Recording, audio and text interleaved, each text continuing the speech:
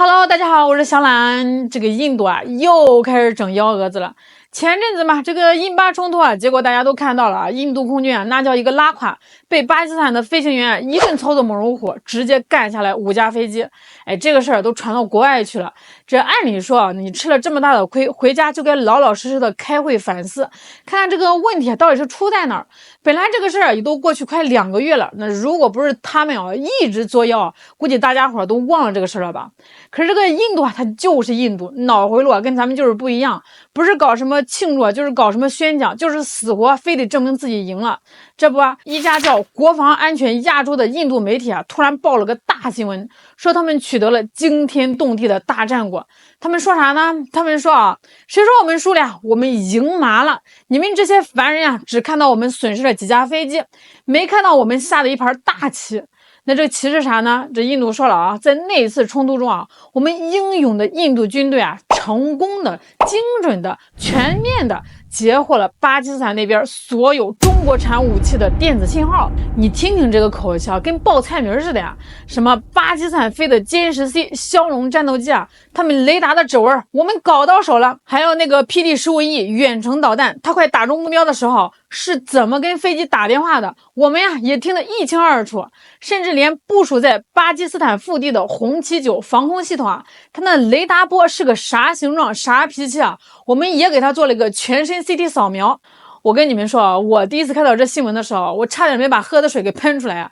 这印度这意思不就是说我虽然挨了一顿揍，鼻青脸肿的，但是我成功的听清了你骂我的那几句话的口音和语调。这印度还特意的宣布啊，我们已经把这些宝贵的指纹数据啊存档了，以后啊再碰上这些中国武器啊，我们就能一眼认出你，干扰你，让你变成睁眼瞎。甚至啊，我们还能拿出这些数据啊，搞 AI 算法卖给我们的盟友，比如什么美国啦、日本的、澳大利亚，还有中东那些土豪，让他们也见识见识我们的厉害。我们要打造一个亚洲电子战情报枢纽。哎呦喂，这牛皮吹倒都快把喜马拉雅山给吹平了。咱就是说，这逻辑说得通吗？难道你那5架价值连城的战斗机是故意送给巴基斯坦当靶子打的，就是为了换人家武器开机的那一瞬间的电子信号？这得多大的魄力啊！多么高瞻远瞩的自杀式情报收集啊！今天啊，咱就好好聊聊印度这个我输了但我赢了的神奇逻辑，到底是有多不靠谱？在聊这个印度之前啊，咱得先给大家伙科普一下，不然呢听的是云里雾里的。这啥叫电子和数字特征信号啊？其实说白了，这玩意儿就跟咱们每个人的这个指纹和声纹一样。就是你我说话这个声音，还有这个频率、音色、口头禅都不一样，这就叫声纹。这个雷达、导弹、战斗机啊，这些高科技玩意儿，它是一样的。他们在工作的时候呢，会发出各种各样的电磁波，这些电磁波的频率啊、脉冲、波形啊，它都有自己独一无二的特点，这就是他们的电子指纹。那拿到这个指纹有啥用呢？那用处大了去了啊！在这个现代战争里，简直就是武功秘籍啊！哎，你想想。这两军对峙，黑灯瞎火的，你怎么知道飞过来是敌机还是说自己人？这要是提前录入了敌机雷达的指纹，那你的这个预警系统啊，就刷了一下就能认出来啊！报告是老王家的歼十 C 来了，这不就能提前准备了吗？那再进一步啊，你把它的指纹研究透了，哎，你就能模仿一个假的信号给它发过去，这就叫电子欺骗。比如让他以为啊自己飞错了地方，或者说让他瞄准一个假目标。最高级的玩法就是这个电子压制。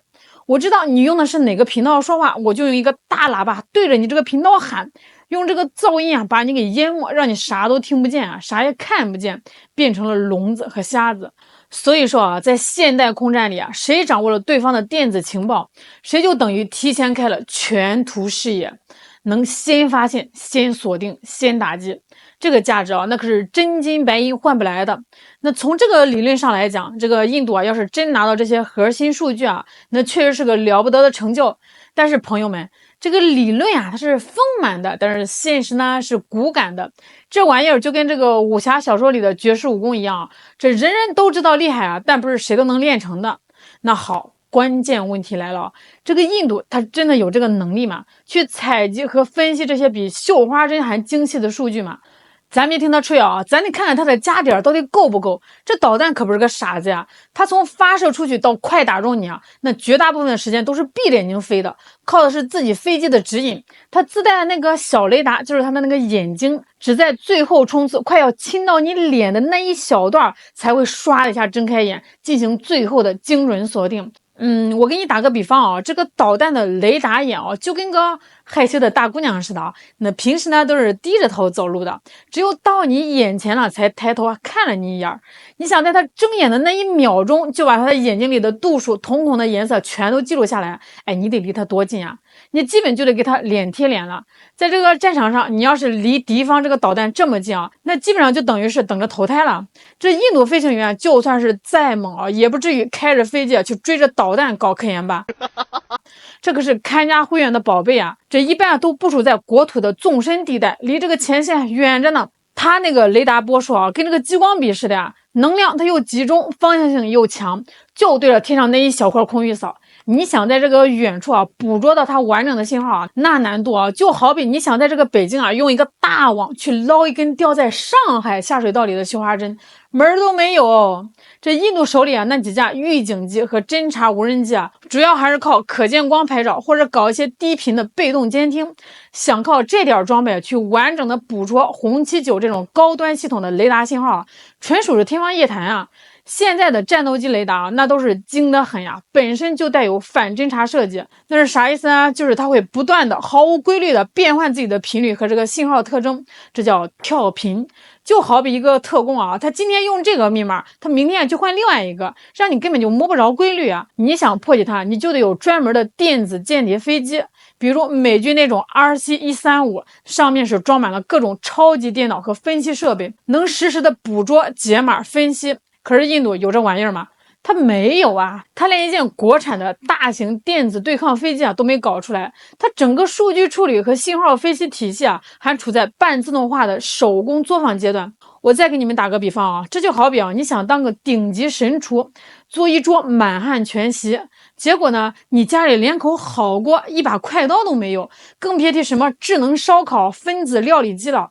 你就拿个小煤炉和一把菜刀，然后呢，你就跟大家伙儿说啊，我已经把国宴的菜谱啊全都参透了。你说说这话谁信啊？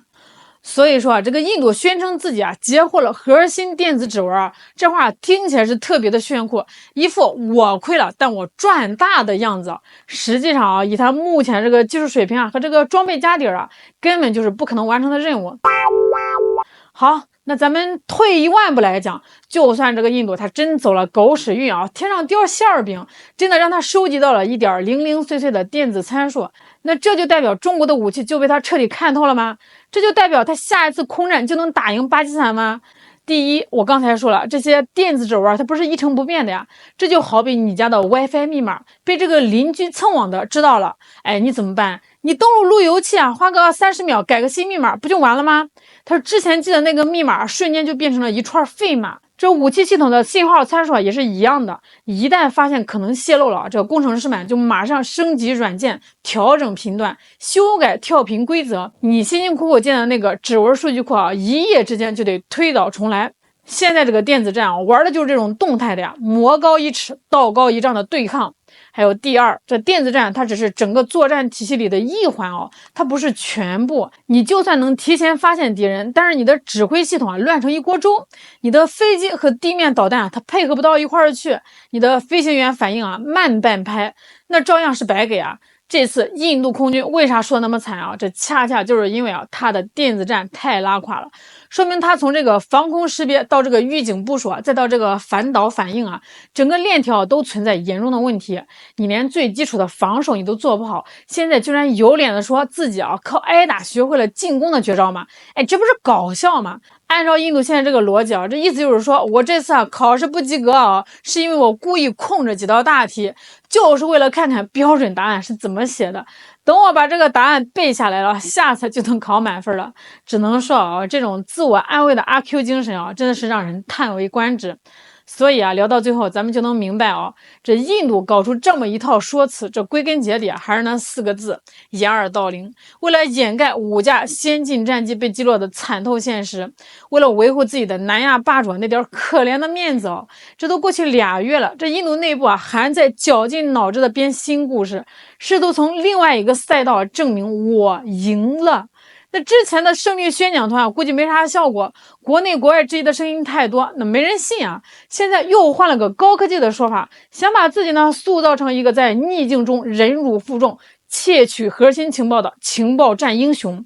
找这个借口啊很容易，假装获胜啊也不难，但问题是啊，这个战争它是残酷的，是真刀真枪的较量，它比拼的是一个国家整体的工业实力、科技水平、军队的训练素质和指挥体系。这些东西你是靠吹牛，它吹不出来呀，也是靠1、2次所谓的什么情报收集弥补不了的。那你与其去花时间编造这些可笑的胜利宣言，还不如踏踏实实去反思一下啊，自己的飞机它为啥会掉，自己的体系它到底是出了什么问题。当然，对咱们来说，这也就是茶余饭后的谈资。看这个印度啊，一次又一次用各种新奇的角度啊，宣布自己赢了，哎，也是挺有意思，不是吗？好了，今天就给大家唠到这儿了，我是小懒，我们下期再见。